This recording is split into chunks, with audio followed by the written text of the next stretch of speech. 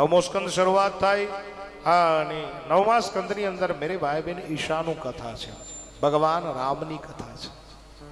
10મા સ્કંદની અંદર ભગવાન કૃષ્ણની કથા છે.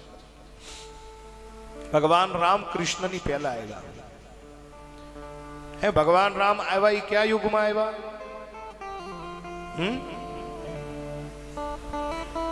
હે ત્રેતા યુગની અંદર. વાહ, ધન્યવાદ રમેશભાઈ, તાલીઓના ગડગડાથી વધાવો. ત્રેતા યુગ પછી દ્વાપર આવ્યો અને દ્વાપર યુગની અંદર ભગવાન કૃષ્ણચંદ્ર પરમાત્માની પધરામણી.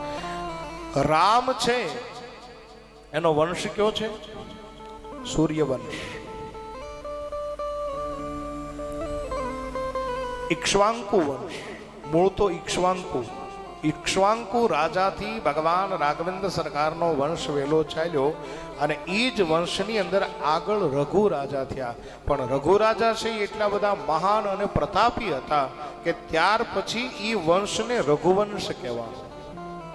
અને એ રઘુવંશની અંદર આગળ જતા દશરથ થયા અને દશરથ મહારાજને ત્યાં ભગવાન રામ પધાર્યા. પણ મૂળ આ લોકો ક્ષત્રિય, અને ક્ષત્રિયની અંદર સૂર્યનારાયણની પૂજા થાય છે એટલે સૂર્ય સોમ વંશની અંદર ભગવાન અવતરિત થયા છે.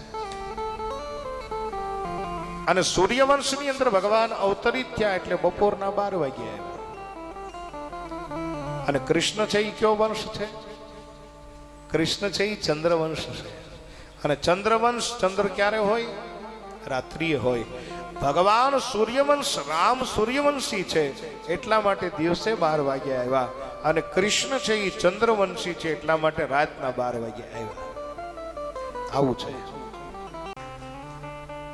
ભગવાન રામનો જન્મ અને પછી સીધો કૃષ્ણનો જન્મ આપણી ભગવાન સૂર્ય સોમ વંશની અંદર પધાર્યા છે અને એટલા માટે બપોરના 12 વાગે. કૃષ્ણ ચંદ્રવંશની અંદર પધાર્યા છે એટલે રાત્રિના 12 વાગે.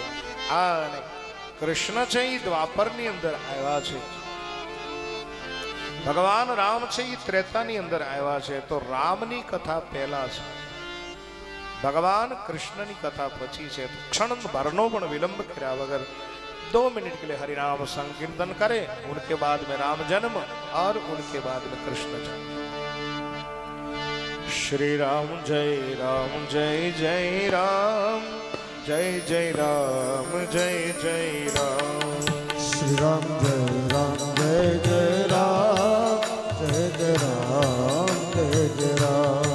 श्री राम जय जय राम, जय जय राम, जय जय राम. बोलो श्री राम जय जय राम, जय जय राम, जय जय राम. श्री राम जय जय राम, जय जय राम.